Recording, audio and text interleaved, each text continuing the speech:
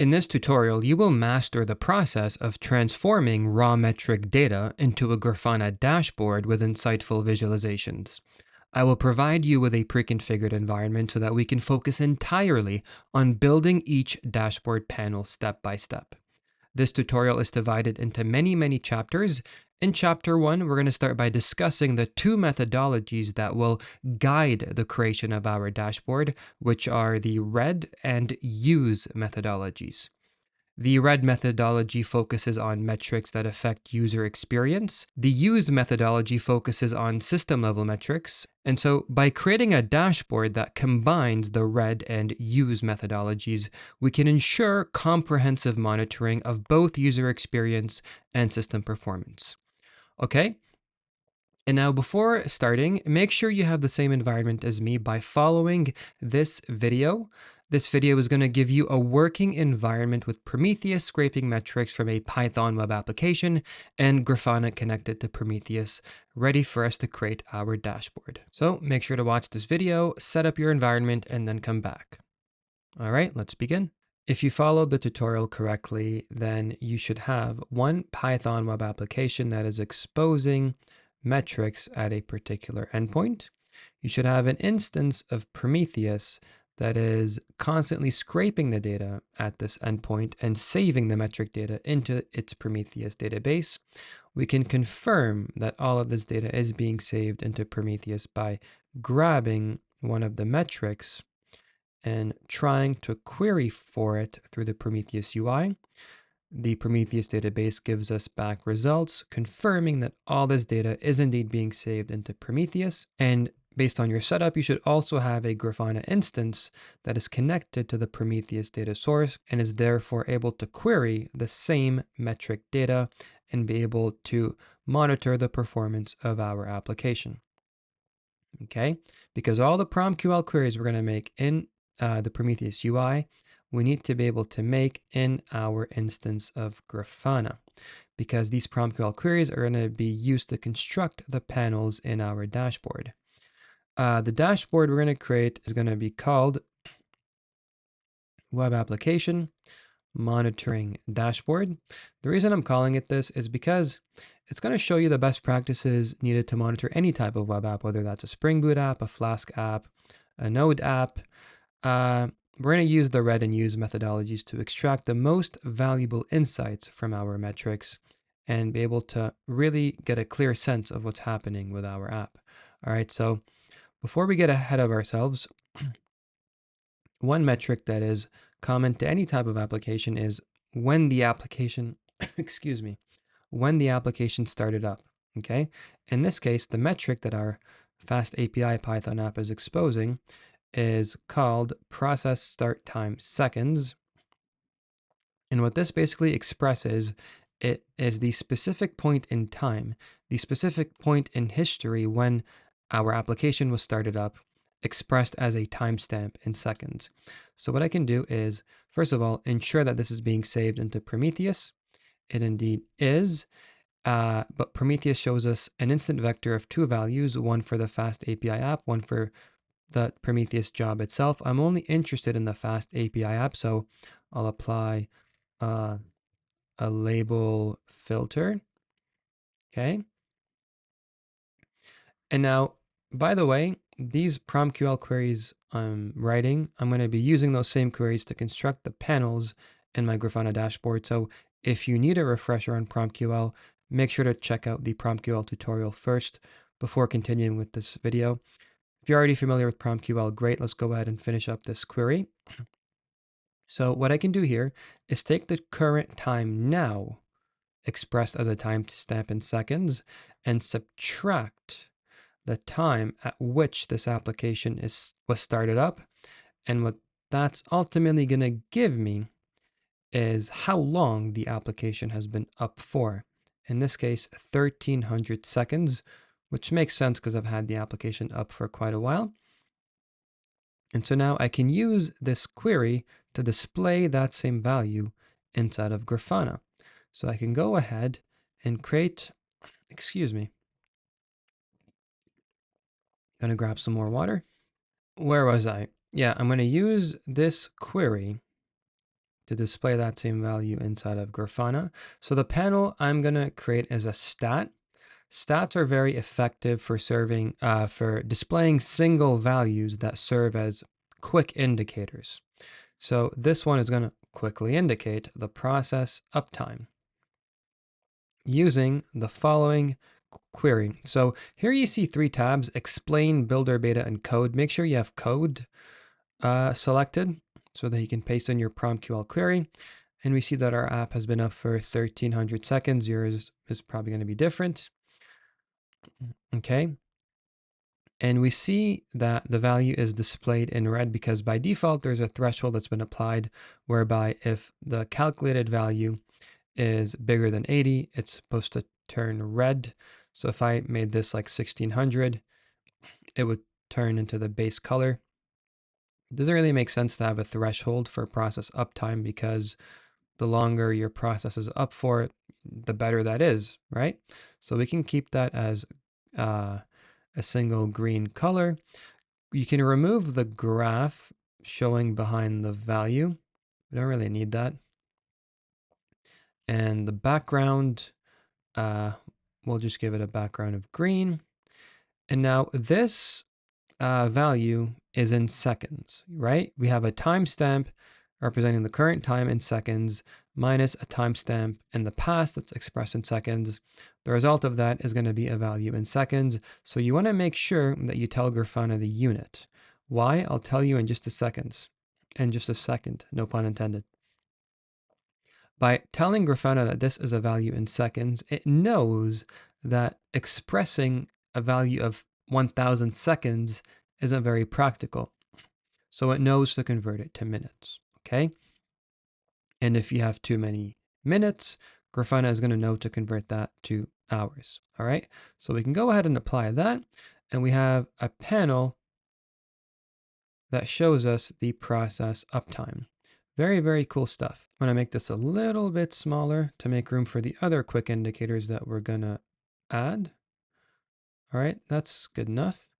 Now, before I actually add any more panels, I want to make note of the fact that we don't want to hard code values into our labels, because what if these values end up changing in the future? What if the value for the job label ends up being Python Fast API app as opposed to Fast API app? You don't want to change every single PromQL query in your whole dashboard. That's just going to be a maintenance nightmare. So you want to replace this with a more dynamic variable. The way to do this is to go back to the settings, create a new variable, okay? This variable will will display many values based on a query that is made to the Prometheus data source. Grafana has a built-in function called label values. What that's going to do is scan the data source to check for every possible value for a label of your choosing. So if I choose the label job, what this does is it scans every single metric that has the job label, and it displays all the possible values that it found for that label. Okay. In this case, here we have all these metrics being saved into Prometheus. The generation label seems pretty unique to just these 2 metrics. So I should only expect 3 possible values for it, 0, 1, and 2. So if I try to scan all possible values for the generation label, I should get exactly that, 0, 1, and 2, but that's not the one I'm interested in. Okay, I want the job label to allow the Grafana viewer to be able to select between the Fast API app, the Prometheus app, and if he wants to select both, we can include an all option. Okay, we'll update that label. Excuse me. Have a pretty bad cough. Save the dashboard. All right, and now instead of setting this equal to the hard-coded Fast API app, we can set it equal to the job. Nothing changes, which is the intended effect. All right. In accordance with the RED methodology, the next thing we want to display is a quick indicator that shows how many requests are happening within a particular time frame. too many requests might slow the application down. And so that's something that might affect performance. So we need to plot it. Okay. Now, if you look over here, you'll see 13 requests have been made to the path / by me before recording this video. 118 requests have been made to the path / metrics. Some partly by me, most of them by Prometheus itself, because it's constantly scraping all the metric data at this endpoint.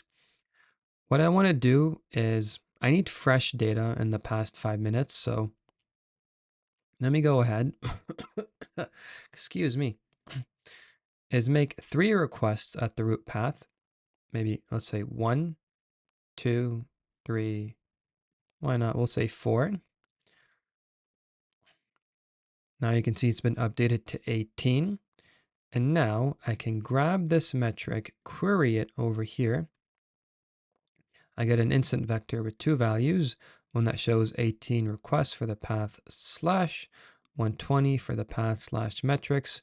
What I want to do is measure the increase in these requests in the past 5 minutes. So this estimates how much the value increases for each time series within this time range. In the past 5 minutes, it estimates an increase of 5 requests for this time series, 23 requests for this one. And now what I want to do is get a single value for all requests being made to my app, being made for the job fast API app. And you know what? Just for the sake of it, let me apply this filter. It shouldn't make a difference because both of them have this job label in common. And then I want to aggregate this instant vector of values into a single sum. Okay. And this displays the total increase in requests for the Fast API app in the past 5 minutes. What I can do is copy this into Grafana in order to display that same value as a quick indicator to show the rate of request increase. So total requests within some time span. Okay, so here I get 28.4 requests, and regardless of how I change this range, it doesn't really make a difference. We still get 28.4. What I want to do is have the quick indicator be computed based on what the range is. In this case, 15 minutes. 5 minutes, we get back 28.4, 15 minutes. Okay, beautiful. Because that just makes more sense, okay? And we want to reference the job, not a hard-coded string. And we don't need a graph that shows us how this computation would change over time. Remember that Prometheus is a time series database, and Grafana is able to apply this computation over different time intervals. We're just grabbing the latest value, in this case, 15 minutes, which would be 69.1. We just want the latest value. We don't care about the graph itself. Remove it, add a background. We don't want a threshold for this. Doesn't really make sense to have one. Having 0.1 of a request doesn't really make sense. So let's have it round to 0 decimals. Okay, apply this. Sweet.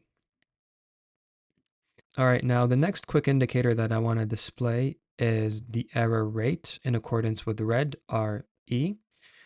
And the error rate, in order to have data for it, what I want you to do is to download Postman. Okay, pretty easy to download. Once you do that, if you followed my other tutorial correctly, then you should have a collection.json file that contains a collection of requests that can be made to the app. So once you have Postman set up, what you want to do is to your workspaces, create a new workspace. Let's create a blank workspace, click next, call the workspace something. You know what? I'll just do it with you. Rayan tutorial 1. And then into that workspace, import the collection.json file. All right. So where is Postman? So annoying. We'll go ahead and import our collection into Postman. And this here gives me a convenient collection of requests that I can make to my app. So we'll start with making a bunch of GET requests. I want to make a bunch of successful requests first, followed by some POST requests. All right, created a 4th item, a 5th item, a 6th item. We'll just keep grabbing the first item just to give our metrics some fresh data, okay?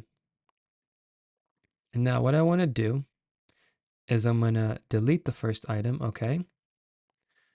And then I'm going to try deleting it again, and I'm going to get a 404, okay? So because now I'm getting 400 errors, the application is going to report that as a metric, which will eventually be saved into Prometheus, giving us data for errors as well. All right, let me do that a few more times. I'm going to try updating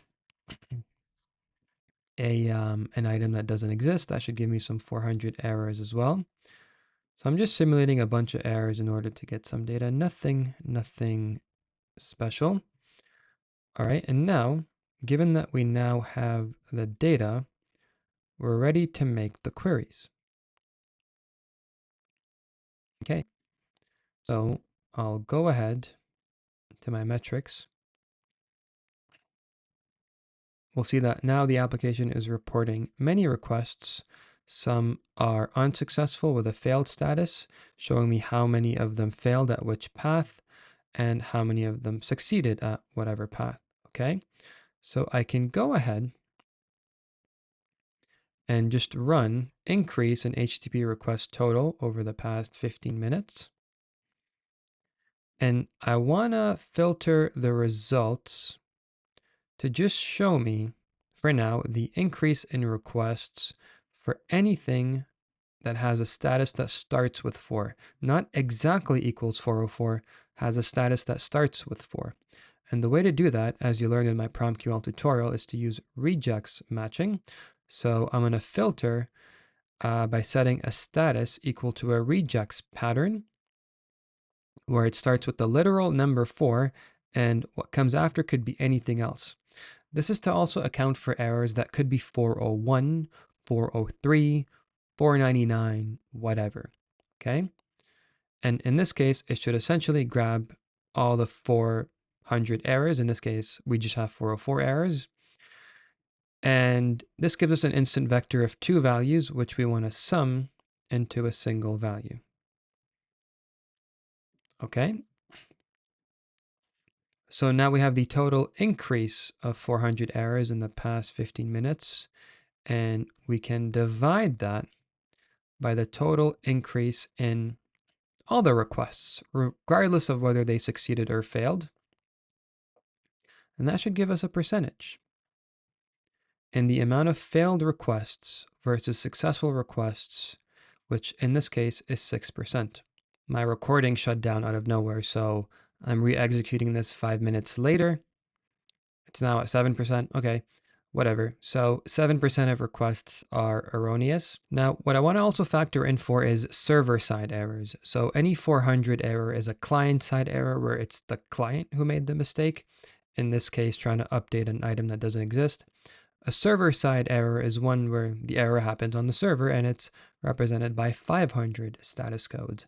So what I can do is take the sum of 400 status codes and add that to the sum of 500 status codes, okay? Wrap those up into brackets and get the sum of both those values before dividing it by the total number of requests, regardless of the status code. We get an empty query result. Why? Let me just copy this.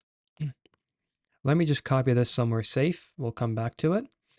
And so now let's just query the total number of requests regardless of status code. And there are no 500 status codes. Okay, so if you try to include this in your query, we're going to get no results. And the problem with this is it kind of messes up everything else, right? So what we want to do is set it up such that if there are no 500 errors, then what we want to do is say or vector 0. Just give back a value of 0. And that way it doesn't, screw everything up. So we'll go ahead, copy this back over. Let's get the total increase in 400 errors. If there isn't an increase, then what we want to do is say or vector 0. Okay? Same thing over here. If there are no results for 500 errors, we can say, oh, not over here, or vector 0.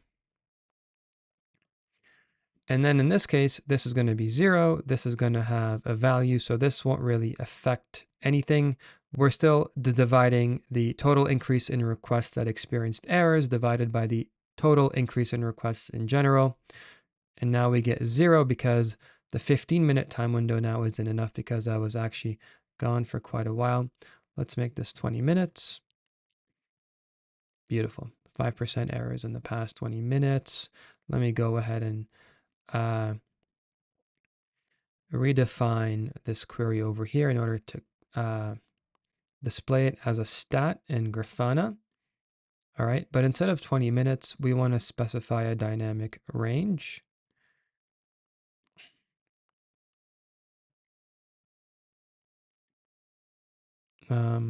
Yep, over here as well. Over here as well. Instead of fast API app, let's use the job variable, which in turn has fast API app selected. And we want to view it over the past 30 minutes. All right, we got a 3% error rate in the past 30 minutes. Not bad.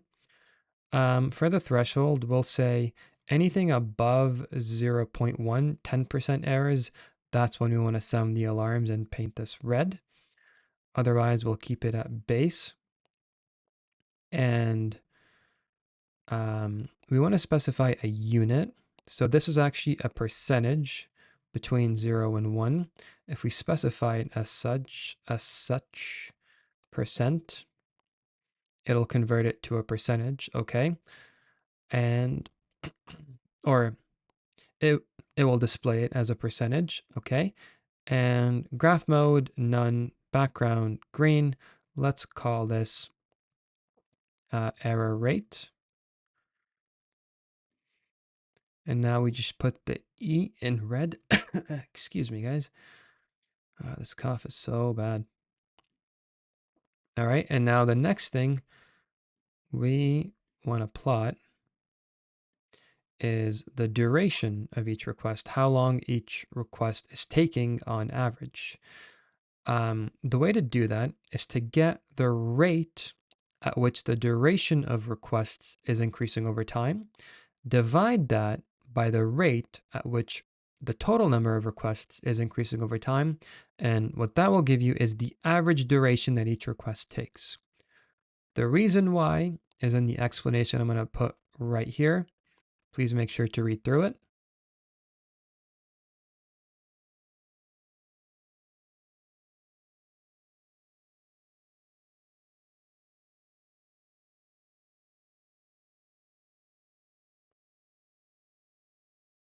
All right, I was just too lazy to cancel units out in front of you.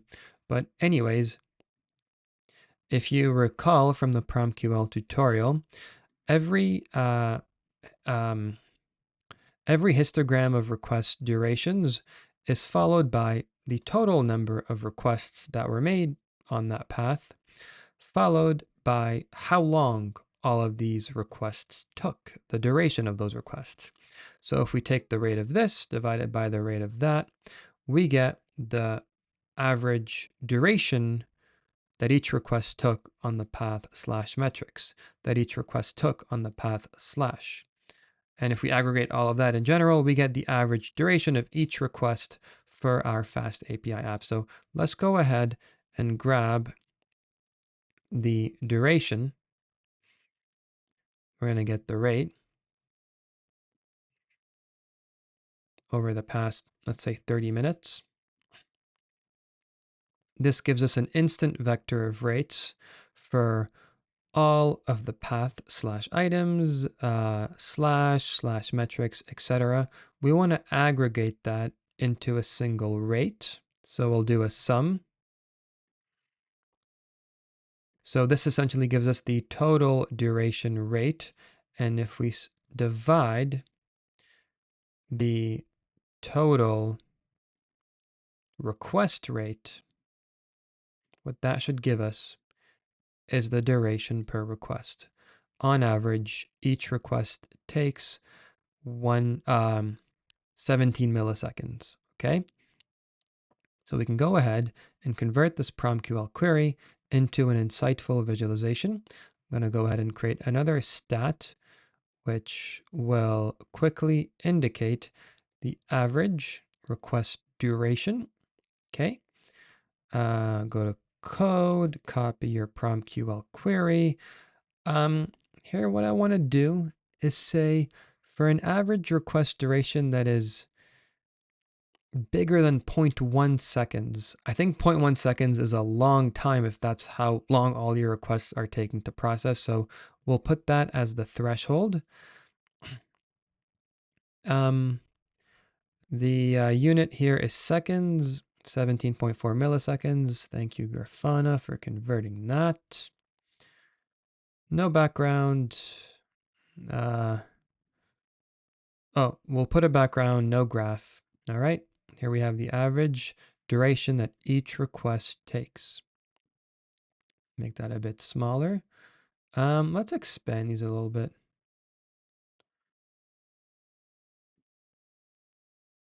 All right, I think that looks a little bit better.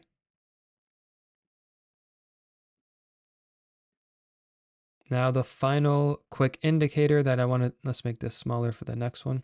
The final quick indicator that I want to display is how many requests are in flight. So here we have a requests in progress metric. All of them are 0, except for the one at the path slash metrics.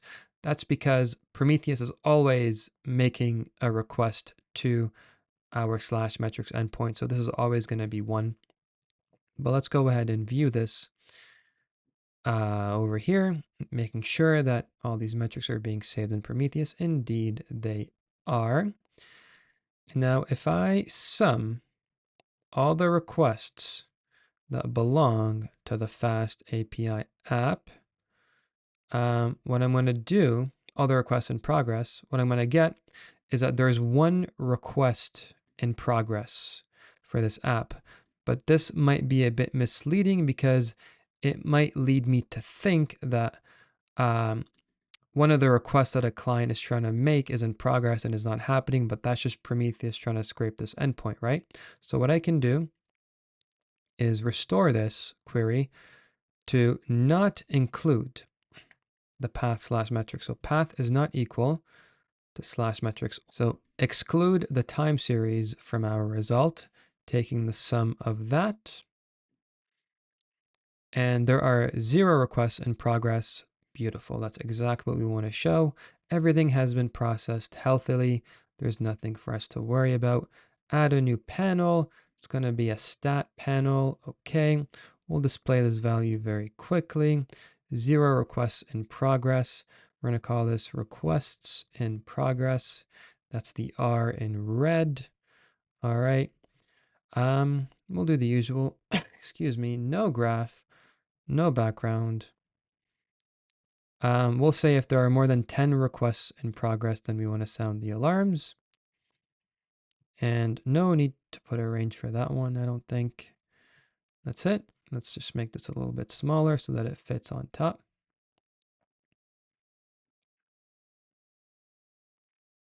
Beautiful. And that's it for the quick indicators. When someone quickly looks at this dashboard, they're going to see that the application is relatively healthy. It's been up for a while.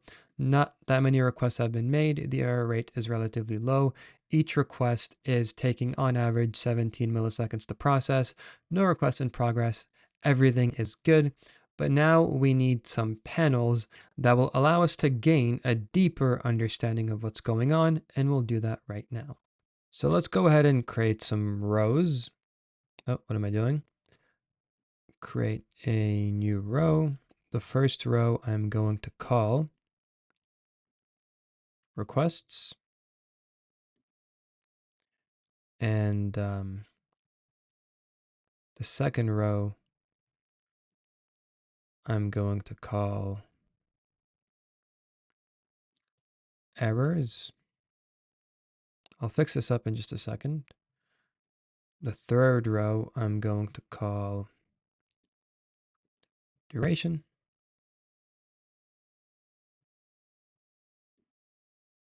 Fourth row, system metrics. These I can move on top.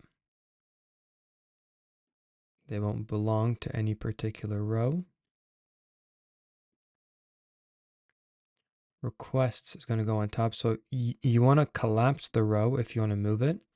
And then to its right, you'll see something that you can use to drag your row.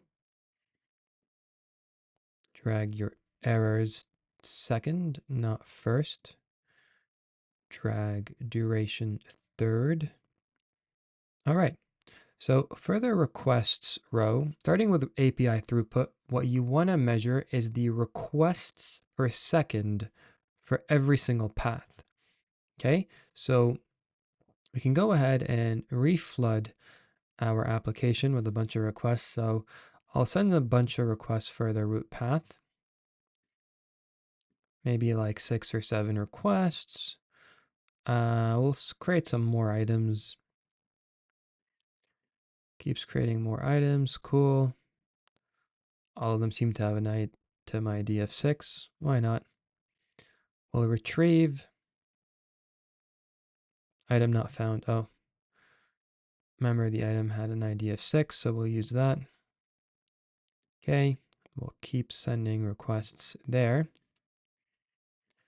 And now we should see that the application reported a batch of brand new metrics right over here. Okay, I do see the update. Let's go ahead and perform a query for HTTP request total. We see the same values reflected over here.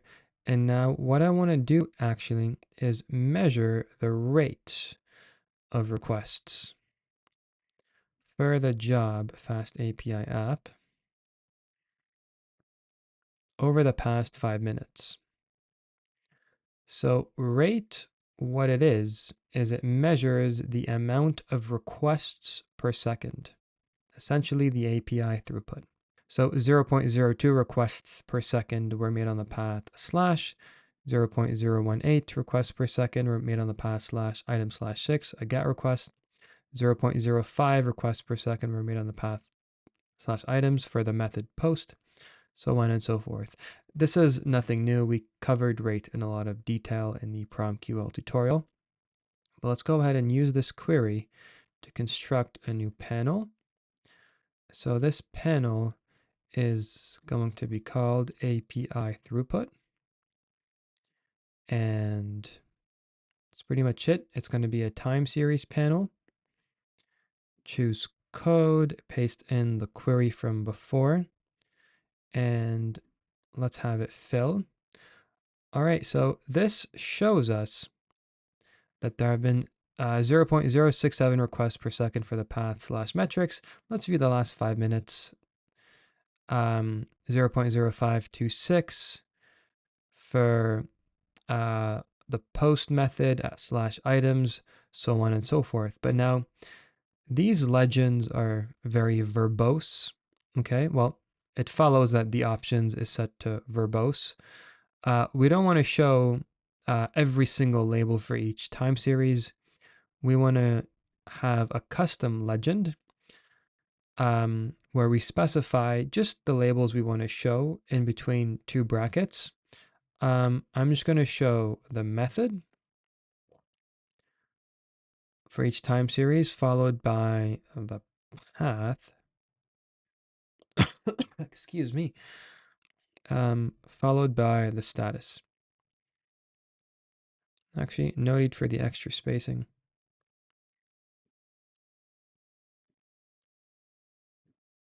This looks a lot better. And now what I want to do is include units. So if I go down, the unit is requests per second, throughput. Beautiful. You can go ahead over here and modify the graph style. I'll leave the line width as it is. You may feel free to adjust the color scheme. I'm satisfied with what we have at the moment. So that's API throughput. We'll put that under the requests row and we'll drag that, make it a lot bigger. And now the next thing I want to monitor under the requests row is the requests by status code. So over here, what I'm going to do is I'm going to apply a sum, okay? But what I'm going to do is I'm going to aggregate the values based on the status code. So in the end, there are only two status codes. You know what? Let me create some more data. Let me create a lot of successful requests on the root path. 2, 3, 4, 5, 6, and 7, 8. Let me delete items that don't exist, creating some 404s. All right.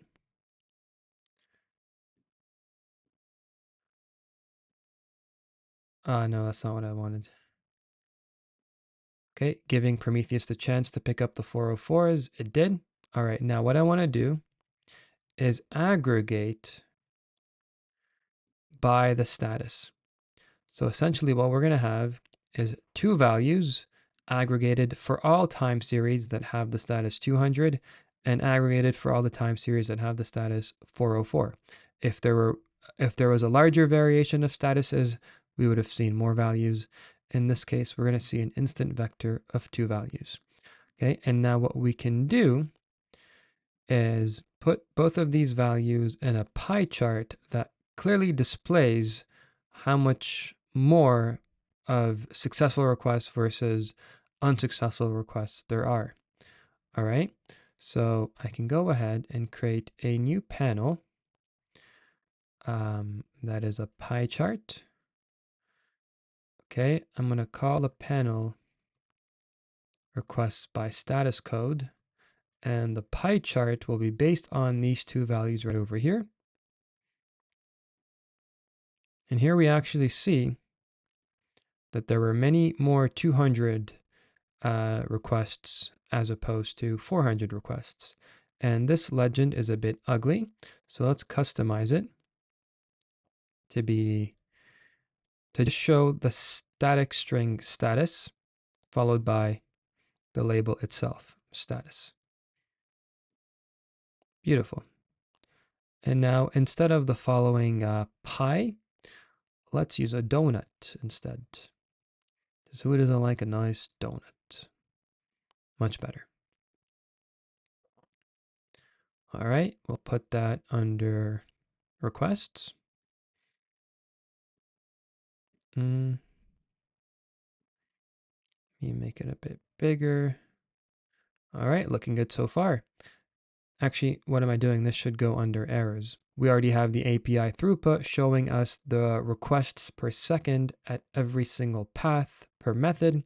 We have the requests by status code, how many of them are errors, how many of them are of status 200. If for whatever reason we had 500s in there, those would show in the pie chart as well. Now we want panels that show the duration. Okay. Now looking at all this metric data, Here we see a bunch of histograms, okay? If you did my PromQL tutorial, you know exactly what a histogram metric is, but in case you didn't and you're too stubborn, you don't want to watch my tutorial first, I'll briefly summarize what they are. So here at the path slash, there are 26 requests in the bucket, 0.005. So 26 requests took less than 5 milliseconds. The buckets are cumulative, so one more request took less than 10 milliseconds. 5 more requests took less than 25 milliseconds, so on and so forth. So this histogram distribution essentially tells us how long requests took in general, okay? But now, what if we want to, from this data, be able to extrapolate how long did 95% of the requests take? How long did 50% of the requests take?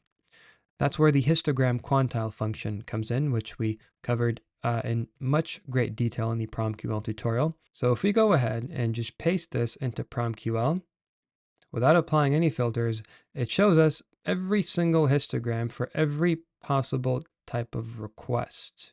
And for each bucket, it shows how many requests took less than 0.005 seconds for some path, some method, etc. What we want to do is calculate the rate at which the value in each bucket is increasing. So we'll calculate a rate over 5 minutes. Just for the sake of it, we'll add the job label. All right.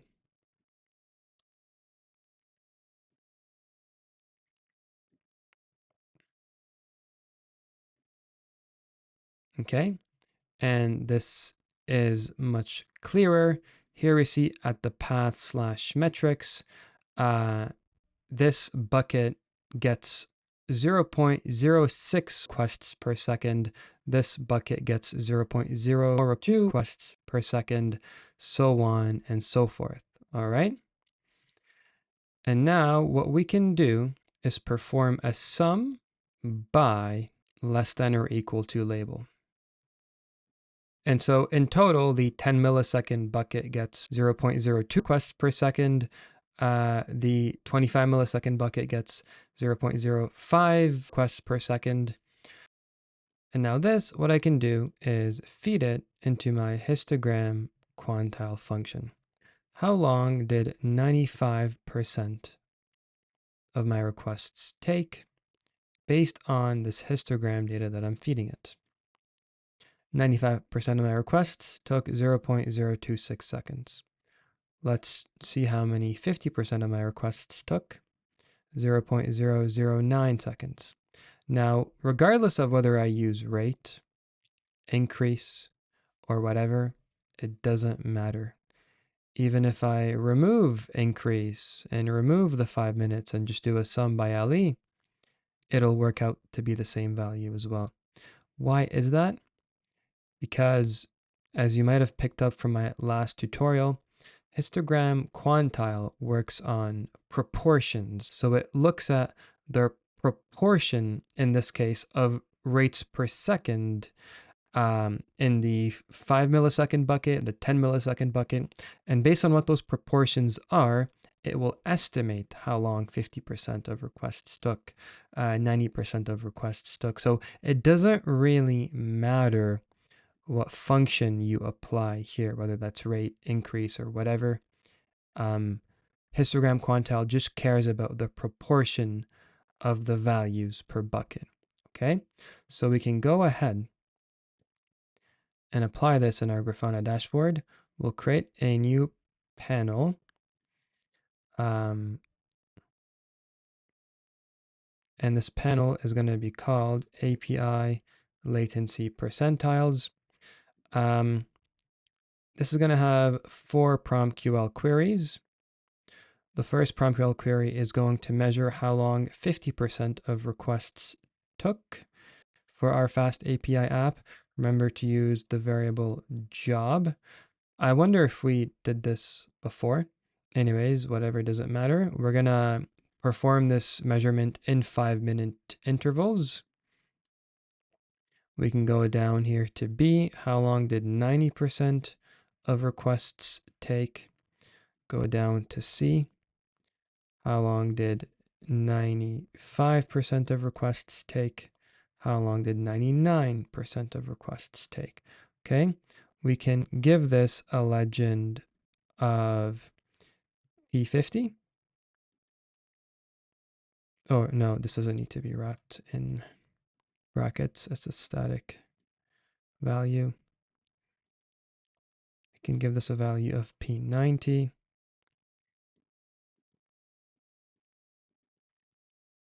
P95. P99. All right. API latency percentiles. Beautiful. This gives us a pretty good indication, come on, of how long requests are taking to process. So 99% of requests are taking 0.04 seconds to process. 50% of requests are taking 0.01 seconds to process. Not bad at all, if you ask me. Let's go ahead and use the unit seconds. All right. Just so that it adjusts our graph and looks pretty good. Now, another panel we can use to measure duration is the average duration of request, which is something that we actually, before we move on, I want to make sure I didn't hard code the fast API app string. Indeed I did. Let me go ahead and fix that over here. Fix that over here as well. And now average request duration is something we already plotted, but now instead of doing it to display one single value, we're going to be displaying it across a time series. Instead of 30 minutes, what I want to do is grab it in 1 minute intervals. Grab the average request duration in 1 minute intervals and be able to view it across whatever range that we choose. Okay? And for the legend here, we're going to say show the method, show the path, and show the status. No need to say sum. We can just say rate divided by rate. All right, beautiful. I'm going to call this panel average duration of request. No need for a threshold. I think this looks pretty good.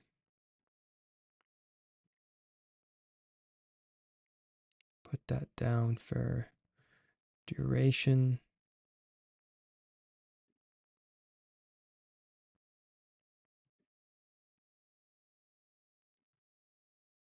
For some reason, we see no data for API latency percentiles. I wonder what's going on there. Oh, it was just a little bit of a glitch. Okay. So here, once again, we're measuring things in 5-minute intervals, but we're able to filter across much longer time ranges. Cool. And now we can go ahead and plot system metrics. So in accordance with the use methodology, and we'll start by plotting resource utilization. Okay, so we can go ahead and create a panel to display CPU usage. I'm going to call it CPU usage. And we want to measure the CPU usage. This is a percentage, by the way, for our fast API app.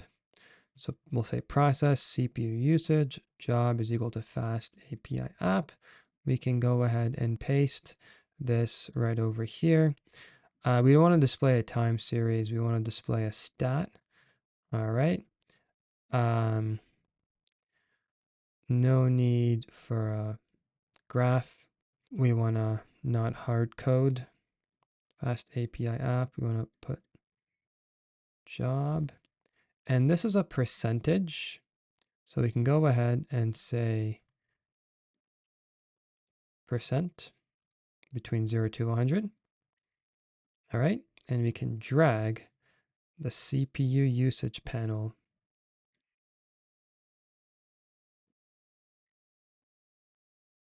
over to system metrics. So one important metric to monitor, which most applications expose, is how many open connections the application currently has to different files, sockets, and types. So we want to paste that over here. And there's usually another metric that complements it called process max, which is the maximum amount of connections it's allowed to have. So we want to divide this by the maximum amount of connections it's allowed to have. And that gives us a percentage that we can display. All right. 0.0008 is a very, very good percentage, which means we haven't come close to reaching the max. So we can go ahead and display that as a stat. Remove the threshold. Where's the unit? This is a percentage between 0 to 1. Call this open file descriptors. Maybe you could add a threshold such that once it reaches a certain percentage, but we're not even close at this point. So I'm not too worried. We'll put no graph, put a background. Open file descriptors, that's going to go along with CPU usage.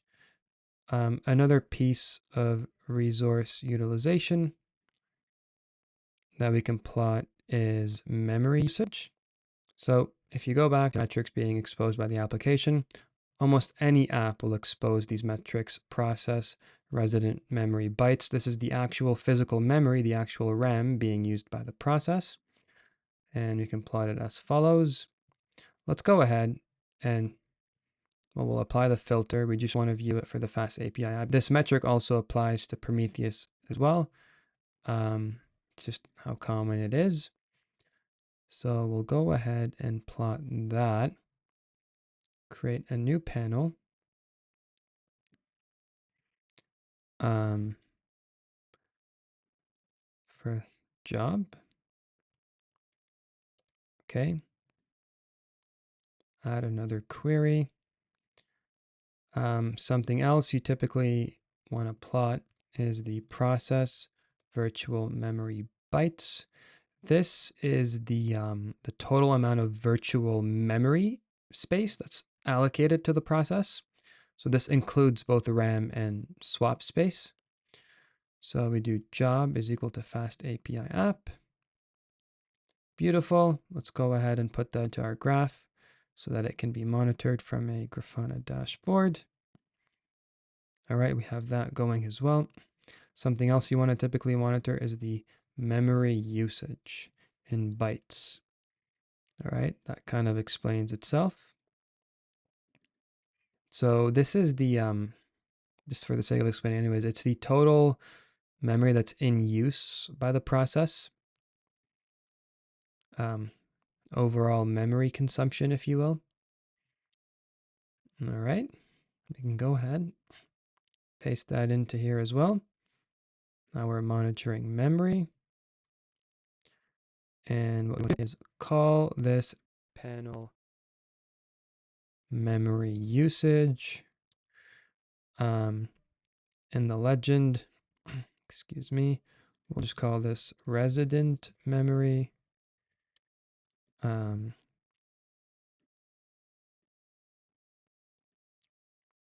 call this virtual memory.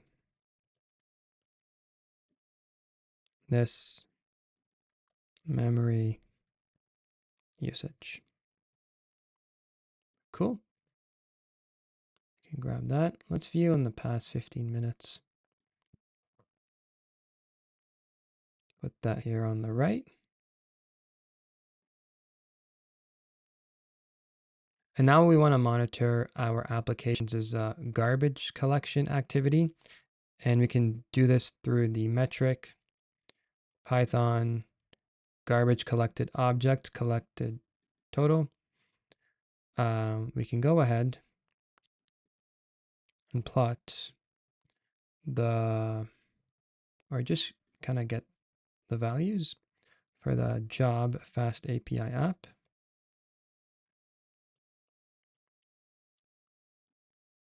All right.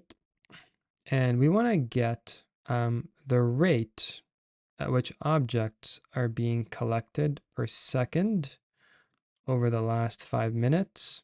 This is a very crucial metric to monitor for all generations, generation 0, generation 1, generation 2. So for generation 0, this should have the highest rate to indicate frequent but very quick collections of newer objects. Generation 1 should have a moderate collection rate, assuming that most objects are garbage collected in this generation. So given this trend, we can see that our application is fairly healthy. Now, while teaching this lesson, my recording randomly stopped, and in between, I have already created the following panel, which pretty much just plots what we have over here. But instead of fast API app, we'll use the familiar job label. Okay, and this essentially plots the garbage collection over 3 generations. Looks pretty healthy to me. And that's all I'm going to cover for this video.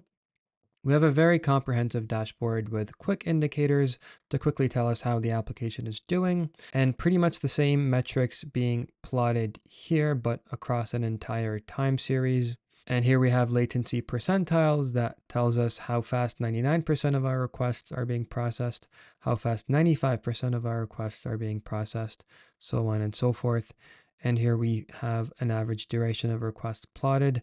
We really only see data for slash metrics, but if you were to flood all of these other paths and methods with more requests, then you'd see data for those as well. And that's pretty much it. I hope you enjoyed this video. In the next one, we're pretty much gonna set all of this up, but inside of a Kubernetes environment. So I can't wait to see you in there.